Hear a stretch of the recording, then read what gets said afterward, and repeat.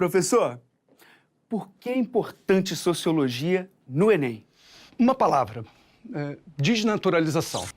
Desnaturalizar fenômenos sociais, desnaturalizar processos que a grande mídia, né, e o processo formativo em geral não consegue esclarecer, não consegue produzir o esclarecimento necessário em relação a uma série de temas essenciais, como questões raciais, questões ligadas à cidadania, questões de gênero, processos políticos, processos sociais recentes, enfim. Né? Se nós elencássemos aqui todas essas possibilidades, agora as ciências sociais possuem um lugar próprio e possuem uma importância muito grande no processo de formação dos jovens. Então vamos ver uma questão que fala sobre história e sociedade? Vamos? Vamos? É com você, professor. Nós agora vamos resolver uma questão de cultura política. Ou seja, vamos falar de uma questão em que fala da relação do poder político com a sociedade. Tema que sempre cai, um tema absolutamente relevante para o Enem, para as questões sociais e para a educação como um todo. Vamos à questão aqui, amigos. Vamos lá. Existe uma cultura política que domina o sistema e é fundamental para entender o conservadorismo brasileiro. Há um argumento, partilhado pela direita e pela esquerda, de que a sociedade brasileira ela é conservadora. Ou seja, amigos, entendam que conservadorismo é o ato de conservar, de manter alguma prática política que você deve ter colocado no passado. Então, você mantém algum tipo de prática, ok? Continua aqui a questão. Isso legitimou o conservadorismo do sistema político. Existiram limites para transformar o país, porque a sociedade é conservadora, não aceita mudanças bruscas. Essa questão está mostrando que a política ela é conservadora, ela continua mantendo práticas do passado, dando a justificativa, os políticos dão a justificativa que eles são conservadores, que eles mantêm práticas exatamente pelo fato da sociedade também ser conservadora. Ou seja, eles colocam que, bem, na verdade, o seu comportamento político é, na verdade, um reflexo daquilo que a sociedade é. Esse é o que está colocado aqui pela questão. Vamos continuar. Isso justifica o caráter vagaroso da redemocratização e da redistribuição de renda.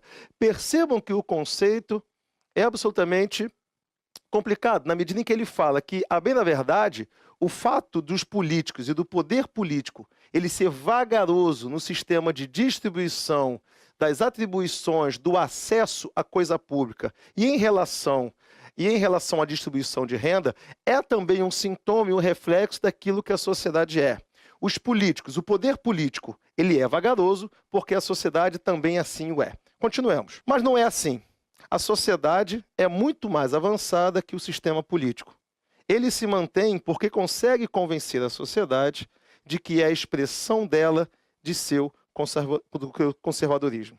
Percebam, queridos, que a questão ela termina com um ponto fundamental. O autor, ele nos mostra, bem na verdade, que a sociedade ela não é vagarosa, que a sociedade não é conservadora. A sociedade se torna conservadora, a sociedade se torna mais lenta, exatamente por conta dos discursos políticos proferidos por aqueles que estão no poder. Esse é um ponto que a sociologia já vem analisando desde o seu nascimento. Ou seja, a partir da retórica, ou seja, da arte de falar bem, isso é um ponto já tratado por Sócrates, Platão e Aristóteles lá na Antiguidade grega.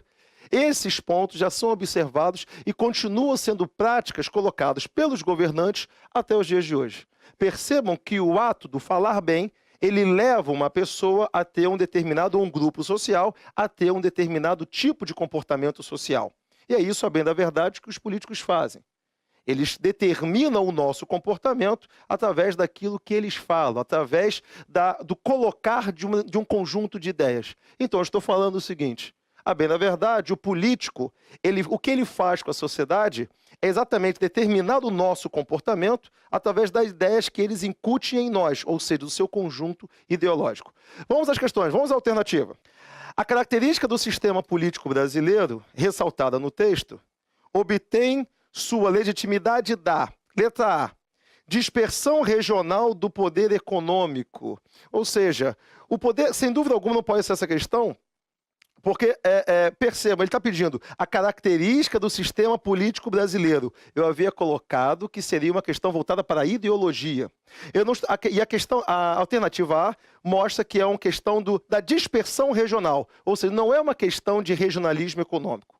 Percebam, letra B. O sistema político brasileiro, ele obtém o seu poder, a sua legitimidade, através da polarização da disputa partidária. Pelo contrário, o poder político, a bem na verdade, não é muito polarizado. Se vocês perceberem, o que nós fazemos ao longo de muito tempo é, na verdade, trocar elite por elite. Os poderes, na verdade, não se polarizam tanto assim. Ok? Vem para cá? Pela orientação radical dos movimentos populares. Isso, na verdade, também não acontece. Os movimentos populares, eles não têm essa força de orientação. Ok? Letra D. Condução eficiente das ações administrativas. Sem dúvida alguma não pode ser essa. Na verdade, o poder político brasileiro, ele vai se caracterizar, obviamente, não por ações eficientes do poder público, do poder político. Deve ser, então, sem dúvida alguma, a próxima letra E. Sustentação ideológica das desigualdades existentes. Percebam o ponto aqui. Olha aqui, queridos, uma marcaçãozinha. Sustentação ideológica. Ou seja, sendo essa letra, ele vai mostrar que o fato de eles colocarem e sustentarem um conjunto de ideias é exatamente o modo como eles determinam o nosso comportamento social. Conservadorismo e ideologia. Explica isso pra gente. Quando falamos em conservadorismo, nós estamos apontando para um traço muito marcante no processo histórico de formação do Estado brasileiro, nos processos políticos atuais. Esse conceito, conservadorismo, é bastante apropriado quando observamos o processo histórico de formação desse Estado brasileiro e as relações atualmente postas. Ideologia. Evidentemente que o conceito de ideologia, ele vai se relacionar com diversos conceitos. Um desses é o conceito de Estado, e o conceito de conservadorismo nas relações de poder. Então, me parece que o tema é extremamente relevante, extremamente importante. E quem quer se aprofundar nessas questões, tem alguma dica? Estudar muita história, procurando realizar as interfaces, as mediações, as relações com as ciências sociais, com a filosofia, porque nós estamos trabalhando com conceitos, categorias que são próprias das ciências sociais e que são também estudadas, abordadas por filósofos, mas depende essencialmente de conhecimentos históricos que esse jovem consegue desenvolver. Quer dizer, ele consegue se apropriar de determinados saberes, determinados conhecimentos. E quando que o aluno pode estudar, né, a história política do país? Em geral, esse lugar se encontra na terceira série do ensino médio, através das disciplinas como História, Sociologia e Filosofia.